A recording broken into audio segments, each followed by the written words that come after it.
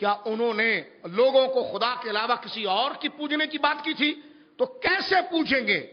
کب سوال کریں گے؟ جب ملاقات ہوگی، تو ملاقات یا تو قیامت میں ہوگی اور یا تو معراج میں ہو گئی، تیسری کوئی جگہ بولیے نہیں ہے۔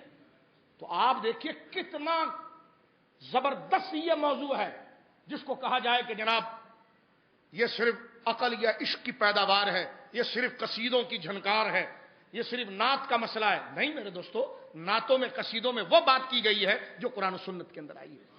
اب دیکھیے سرکار کا سفر یہاں سے جب آگے شروع ہوا، یہ اب معراج ہے۔ معراج کہاں تک ہے؟ سدرۃ المنتہا تک۔ کہاں تک ہے جی؟ میں اس کو سمرائز کرتا ہوں، وقت ہمارے پاس ختم ہو رہا ہے۔ ایک سوال یہاں پر کھڑا ہوتا ہے کہ حضور کو یہ معراج خواب میں ہوئی ہے۔ سر سید احمد خان صاحب نے جو مقالہ لکھا، اس میں زیادہ زور انہوں نے یہ دیا، ڈر گئے وہ عیسائیوں اور فلسفروں کے سوالوں سے۔ انہوں نے کہا یہ حضور سوئے ہوئے تھے اور حضور صلی اللہ علیہ وسلم کو مانا کہ زمین و آسمان کی سیر کرائی گئی، سب کچھ ہوا، لیکن یہ خواب میں ہوا۔ یا خواب میں ہوا یا آپ کا بدن مبارک بستر ہی پر تھا اور آپ کی روح کو لے جایا گیا۔ یہ دو اعتراض، کیونکہ وہ کہتے ہیں کہ معجزہ جو ہے وہ خلاف فطرت ہے۔ ہم نے کہا معجزہ خلاف فطرت نہیں، خلاف عادت ہے۔ اب ذرا سمجھیے اس بات کو۔ اگر حضور صلی اللہ علیہ وسلم نے خواب میں یہ دیکھا ہوتا تو مشرکین میں کھلبلی کیوں مچ گئی تھی؟ بلا تشبیہ اس واقعے سے ہٹ کر ایک تشبیہ دوں۔ ایک بندہ کہے کہ میں کل خواب دیکھ رہا تھا، اس واقعے سے ہٹ کر ہم ایک ایگزامپل دے رہے ہیں جس کا اس واقعے شرافت سے کوئی تعلق نہیں، صرف آپ کو سمجھانے کے لیے ایک الگ سے موضوع رکھ رہے ہیں۔ ایک بندے نے خواب دیکھا کہ شاہ صاحب میں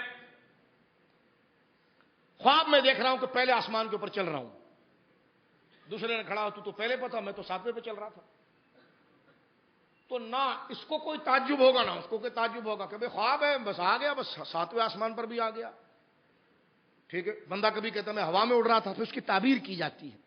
تو خواب میں اگر کوئی عجیب و غریب چیز دیکھ لے تو اس پر نہ کسی کو کوئی مشکل ہوتی ہے، لوگ سن کے چلے جاتے ہیں، لیکن جب حضور نے واقعہ معراج بیان کیا تو سارے کافر کھڑے ہو گئے، یہ کیسے ہو سکتا ہے؟ اور قرآن نے کہا الا فتنۃ للناس، ہم واقعہ معراج سے لوگوں کو آزمائیں گے، خواب سے آزمایا نہیں جاتا۔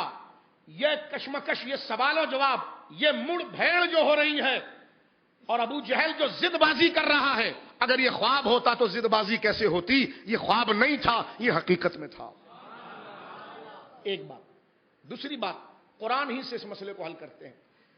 مجھ سے کوئی پوچھا، ایک بندے نے مجھ سے پوچھا آپ کے پاس کیا دلیل ہے؟ میں سوال جواب میں بہت سمپل تقریر کر رہا ہوں آپ کے سامنے۔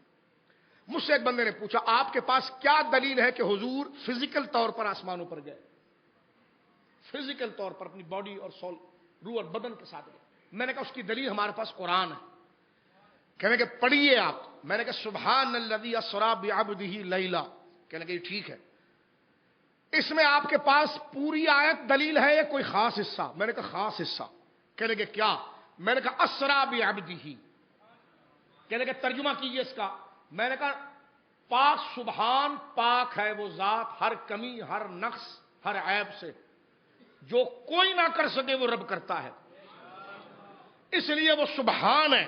کون ہے سبحان؟ الذی، رب اپنا خود انٹروڈکشن کراتا ہے۔ سبحان، پاک ہے وہ ذات، الذی، کون سی ذات؟ وہ ذات، اسرا، جس نے راتوں رات لے گیا، بعبدہ، اپنے بندے کو، لیلن، یہ لام دو زبر لن جو تنوین نظر آ رہی ہے نا، یہ عربی فصاحت میں معنی تقلیل کے ہے، یعنی انتہائی تھوڑے عرصے میں لے گیا، زمین اور آسمان کی سیر کرا کر آ گیا، اور وہ اتنا تھوڑا سا ٹائم گزرا تھا کہ بستر نے ابھی گرمی چھوڑی نہیں تھی، دروازے کی کنڈی ہل کر اپنی جگہ پر نہیں آئی تھی، وضو کا پانی گر کر چلا نہیں تھا، اور حضور یہ لاکھوں سال کا سفر کر کے واپس آ گئے۔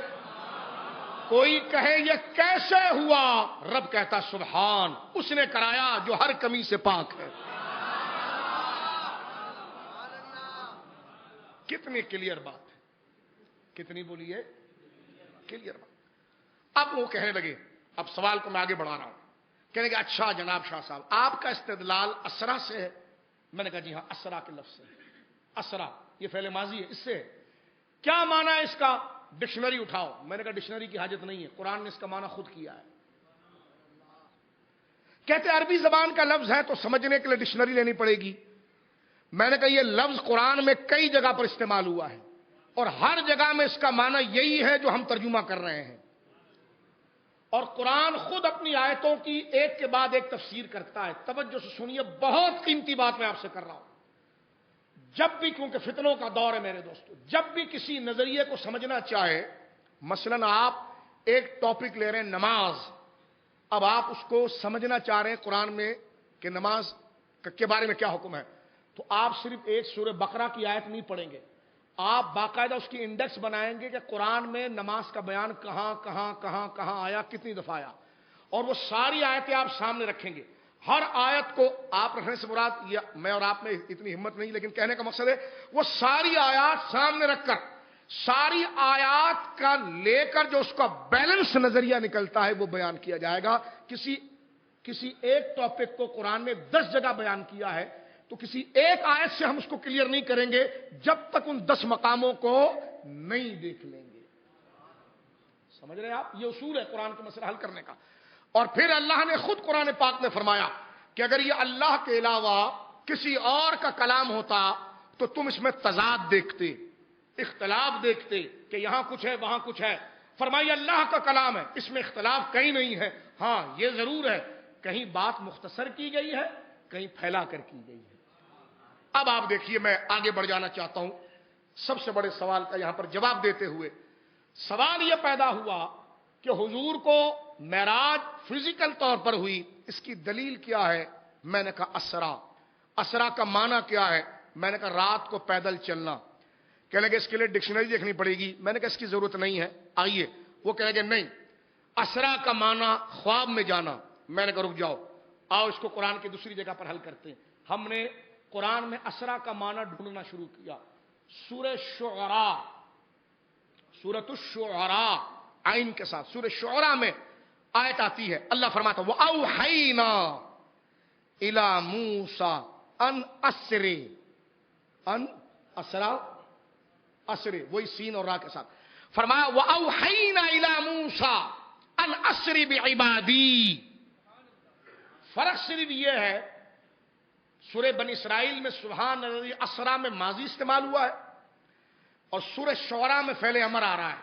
اسرے معنی کیا ہو رہا ہے؟ جس وقت فرعون حضرت موسیٰ علیہ السلام کو قتل کرنے کے لیے آ رہا تھا اور آپ کی قوم کو مارنے کے لیے بہت بڑا لشکر لے کر آ رہا تھا, تو رب نے حضرت موسیٰ کو بتا دیا اور فرمایا وَأَوْحَيْنَا إِلَى مُوسَىٰ, ہم نے موسیٰ کو وحی کی, ان اسرے بعبادی, راتوں رات میرے بندوں کو لے کر نکل.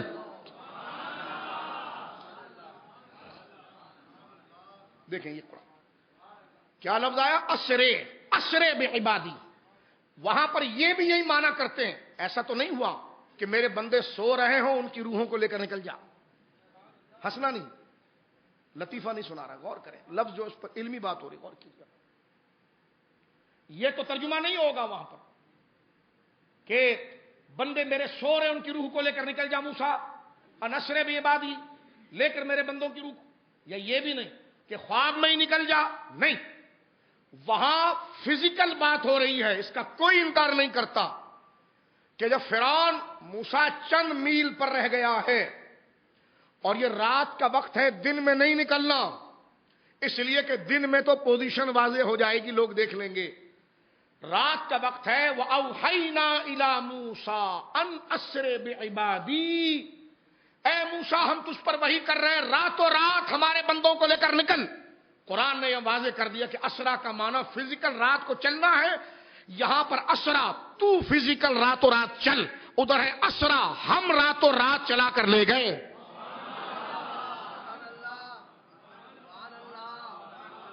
بات سمجھ میں آ گئی؟ لہذا قرآن نے اس کو کلیئر کر دیا کہ یہ خواب کا مسئلہ نہیں ہے, یہ ڈریم نہیں ہے, یہ خواب نہیں ہے, یہ روح کو نہیں لے جایا گیا, بلکہ اسی طرح جس طرح یہ آیت سامنے کھڑی ہے وہاں پر ترجمہ یہ نہیں کہا جاتا کہ موسیٰ اپنی روح کے ساتھ نکل جاؤ, اپنی امت کی روح کے ساتھ نکل جاؤ, بلکہ کہا جاتا اسرے, اسرے تو نکل جا جلدی سے, نکل جا جلدی سے راتوں رات بعبادی ہمارے بندوں کو لے کر. تو وہاں اسرے راتوں رات نکل, اسرا راتوں رات لے گیا.